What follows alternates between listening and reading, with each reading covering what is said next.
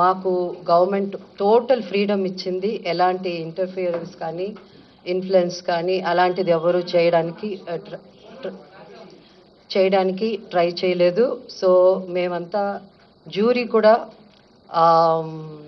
మేమంతా పెద్ద we didn't have much అంటే పెద్ద ఆర్గ్యుమెంట్స్ దీని గురించి అలాంటివన్నీ ఏం లేకుండా simple we had little discussions and little debates. But అందరూ ఇనానిమస్గా మూవీస్ సెలెక్ట్ చేయడం జరిగింది. అండ్ ఆల్సో చాలా చిన్న సినిమాలు, చాలా కొత్త డైరెక్టర్ వచ్చారు ఈ ఈ పిక్చర్స్లో.